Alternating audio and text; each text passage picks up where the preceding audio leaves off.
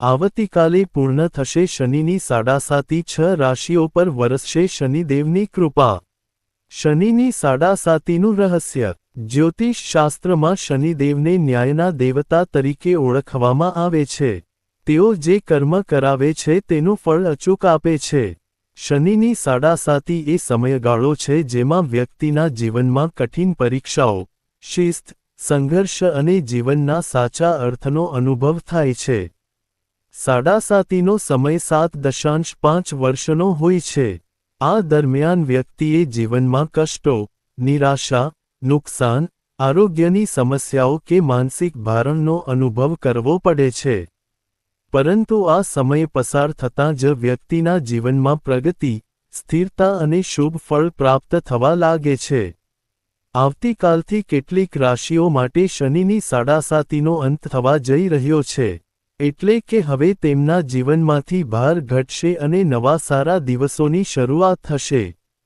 ચાલો જાણીએ કઈ 6 રાશિઓ પર શનિદેવની અપર કૃપા વરસશે। 1. તુલા રાશિ, નવી શરૂઆતનો સમય।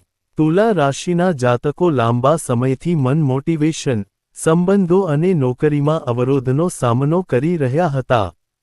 સાડાસાતીના કારણે પરિશ્રમ છતાં ફળ ન મળતું, ખાસ કરીને પારિવારિક જીવનમાં તણાવ અનુભવાયો હતો। હવે આ ભાર હળવો થશે। વ્યવસાયમાં પ્રગતિ, જીવનસાથી સાથે સંબંધ મજબૂત બનશે। શનિદેવની કૃપાથી અટકેલા કાર્યો પૂર્ણ થશે અને આર્થિક સ્થિતિ સુધરશે। લગ્ન, પ્રમોશન, ઘર કે વાહન ખરીદવા જેવા શુભ પ્રસંગો બનશે।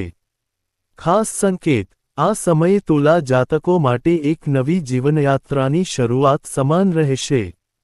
2. વૃશ્ચિક રાશિ, સંઘર્ષમાંથી સફળતાની તરફ। વૃશ્ચિક રાશિના લોકો માટે સાડાસાતી સમયગાળામાં જાતીય તાણ, આરોગ્યની ચિંતા અને આર્થિક અસુરક્ષા વધારે રહી હતી। ઘણીવાર વિશ્વાસુ લોકો તરફથી પણ છેતરપિંડીનો અનુભવ થયો। હવે પરિસ્થિતિ બદલાશે। નોકરીમાં પ્રમોશન, નવા પ્રોજેક્ટ્સ, બિઝનેસમાં પ્રગતિ થશે। લગ્ન માટે સારા સમાચાર આવશે। ધનસંપત્તિ વધારવા નવા રસ્તા ખુલશે અને આરોગ્યમાં સુધારો થશે। ખાસ સંકેત: શનિદેવ હવે તમારા જીવનમાં લક્ષ્મીની એન્ટ્રી કરાવશે। 3. ધનુ રાશિ, શિક્ષણ અને કારકિર્દીમાં ઉન્નતિ। સાડાસાતી દરમિયાન ધનુ રાશિના જાતકોને અનાવશ્યક પ્રવાસ, શિક્ષણમાં વિલંબ અને માનસિક દબાણનો અનુભવ થયો। આ સમય દરમિયાન મનોકામનાઓ અધૂરી રહી, પરંતુ હવે પરિસ્થિતિ બદલાશે। વિદ્યાર્થીઓ માટે સ્પર્ધાત્મક પરીક્ષામાં સફળતા મળશે। કારકિર્દીમાં નવા અવસર મળશે। ધનના રોકાયેલા સ્ત્રોત ખુલશે અને નવો વ્યાપાર શરૂ કરવા યોગ્ય સમય છે। આ સાથે વિદેશ પ્રવાસના યોગ બનશે।